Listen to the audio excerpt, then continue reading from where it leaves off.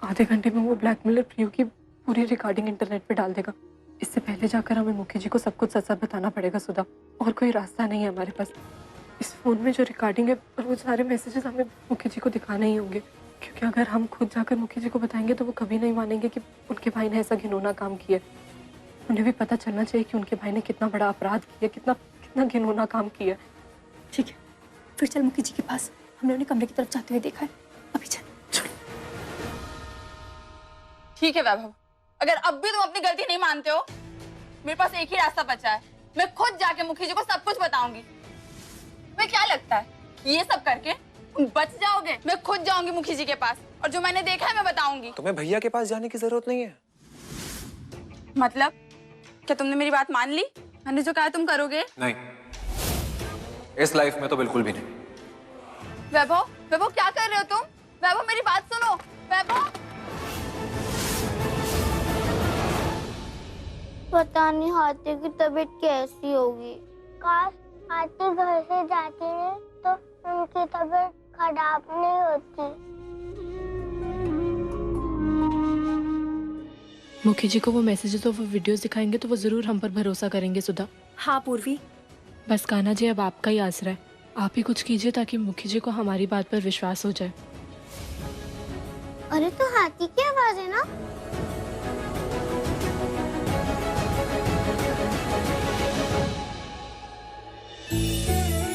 हमें तो बहुत ही चिंता हो रही है सुधा। तू परेशान मत हो, वो मान जाएंगे। सब कुछ सही हो।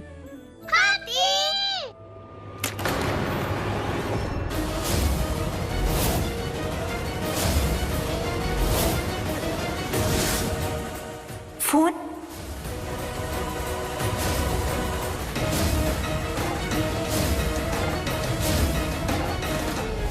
हे भगवान, ये फोन तो पूरा खराब हो गया। ये फोन ही हमारी आखिरी उम्मीद था। इसी फोन से हम मुखी जी के सामने तुझे सही साबित कर सकते थे। अब क्या करेंगे हम? हम भी वही सोच रहे हैं सुधा। तुम्हारे पास कुछ 15-20 मिनट ही बचे।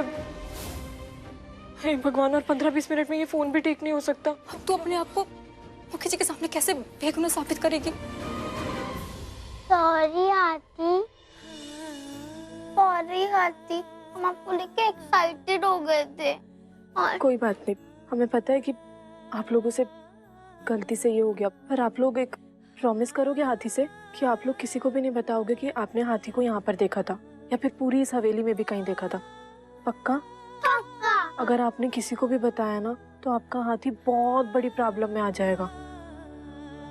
नहीं बताओगे ना? नहीं बताएंगे। हे भगवान, सुधा अब कुछ ही देर बची है और बिना सबूत के हम मुखी जी के पास कैसे जाएंगे? वो तो सोचेंगे हम अपने आप को बचाने के लिए सब कुछ कह रहे हैं। आखिर वो क्यों बर्दाश्त करेंगे अपने भाई पे लगा हुआ इतना बड़ा लांछन? हे भगवान, हमें तो कुछ समझ में नहीं आ रहा है। क्या एक ही रास्ता है हमारे पास सुधा, और वो है उस ब्लैकमेलर का फोन ढूंढना।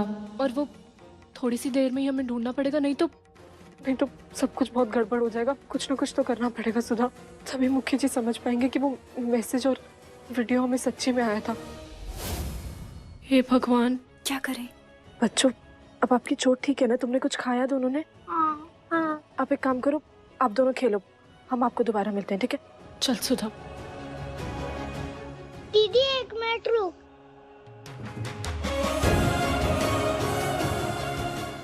दीदी ये फोन हाथी के लिए बहुत जरूरी था। मानस, मेरे पास एक आइडिया है इस फोन को ठीक करने का। पर कौन सा दीदी? चल मैं देखो बाद में बताती हूँ। तुम यहाँ देखो, हम दूसरे कमरे में देखते हैं जल्दी से। क्या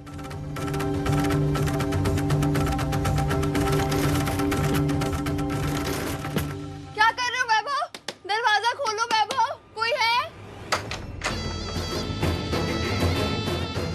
मुझे जे चीज से नजर बचा के ऊपर जाना ही होगा।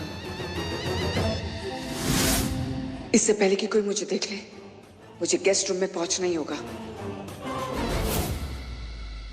तुझे पता है, मैंने सुना था कि नील पॉलिश रिमूवर से सारे पेंट के दाग चले जाते हैं। तू बस मुझे रुई दे और इसको ऐसे डाल और फिर मैं इसको साफ कर दूंगी। दीदी, अगर हाथी का फोन सही हो गया तो आरती कितना खुश हो रही है ना। हाँ।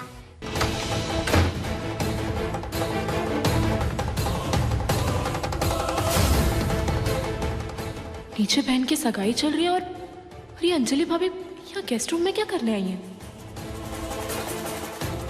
पर हमने तो ये कमरा देख लिया था। एक काम करते, हम ये कमरा दोबारा जाकर देख लेते। बेचारी आरती कितना परेशान है इस फोन के खराब होने के चक्कर में। मानस, अगर हमने फोन ठीक कर दिया ना तो ना बब्बर शेर हमारे हाथी को इस घर में दोबारा आने देंगे। ये बच्चे फोन के साथ क्या कर रहे हैं? ये किसका फोन है इनके पास?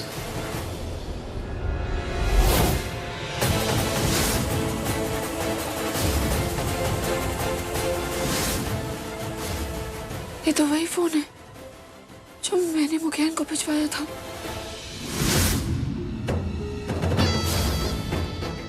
जब ये फोन मिलेगा मुखिया को, तब उसके बाद उसे हर वो बात माननी पड़ेगी जो हम उसे कहेंगे। पर हम कहेंगे क्या जीजी? ऐसा कुछ जिससे जेठ जी को मुखिया से हमेशा हमेशा के लिए नफरत हो जाए।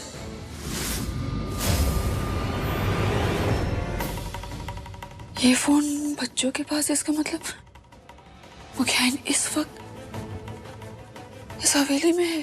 कहीं वो मेरा फोन न ढूंढ ले। मुझे उसे रोकना होगा।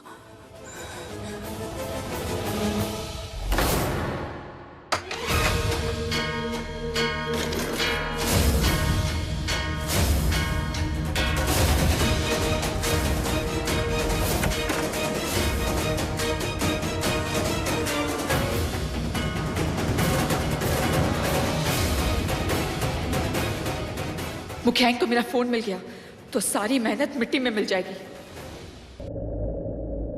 एक आना जी, हम वो फोन नहीं ढूंढ पाए, प्रियो को नहीं बचा पाए। अब कुछ नहीं हो सकता। सब खत्म हो गया कान्हा जी।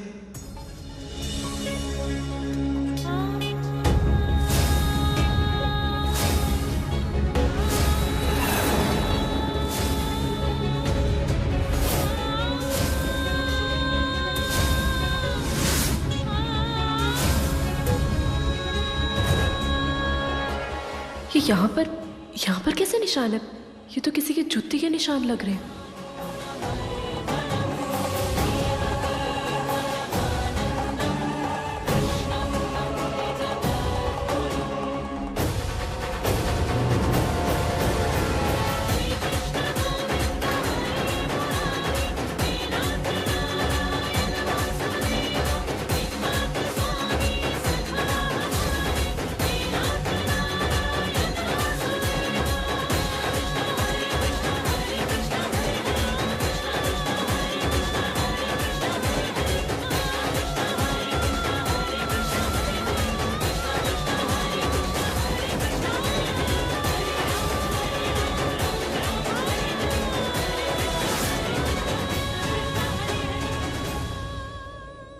थैंक यू कान्हा जी, आपकी कृपा से हमें ये फोन मिल गया।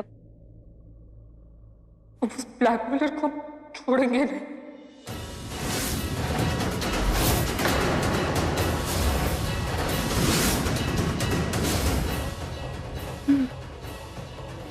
अपराधी चाहे जितना भी शातिर हो, कोई ना कोई सबूत तो छोड़ ही देता है। जैसे तुमने भी एक सबूत छोड़ दिया था, उस मेज पर अपने जूते के निशान।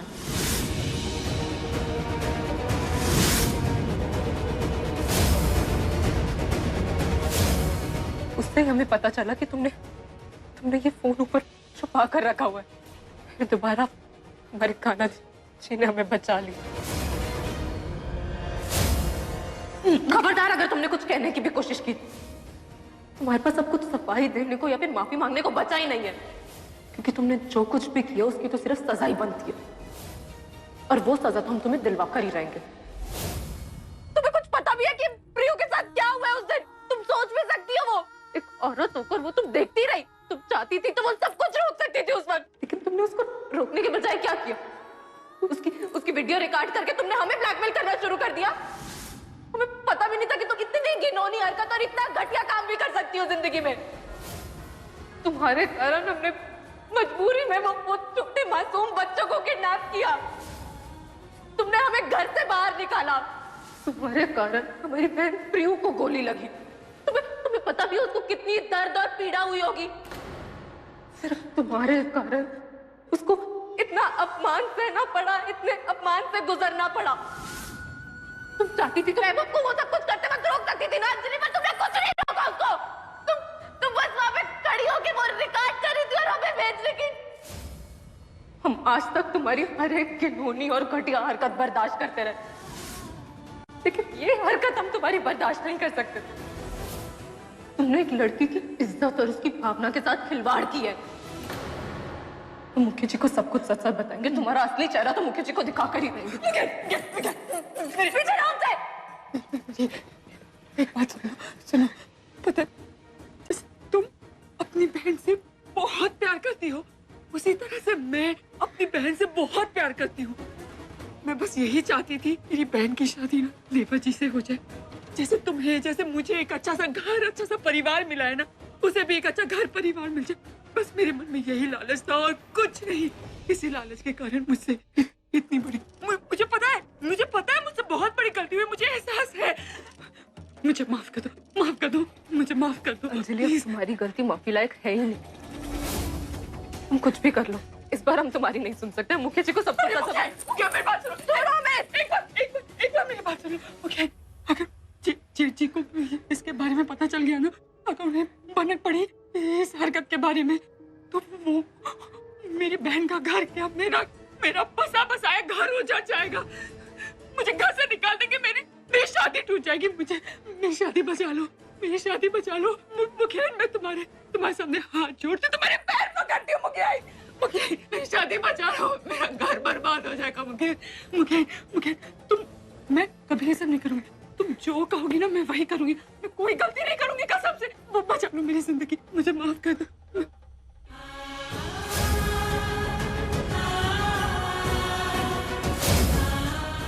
हम चाहते तो एक सेकंड में ये पूरी वीडियो इंटरनेट पे डाल सकते हैं। मतलब पूरी दुनिया को तुम्हारी बहन का ये तमाशा दिखा सकते हैं। वो वीडियो आ जाएगी बाहर तो हम कैसे जिएंगे? हम अपनी जान दे देंगे, हमें नहीं रहना। मुखिया, तुम समझ सकती हो मेरा दर्द। मुखिया, नहीं बोलोगी ना? नहीं बहुत देर हो गई अंजलि।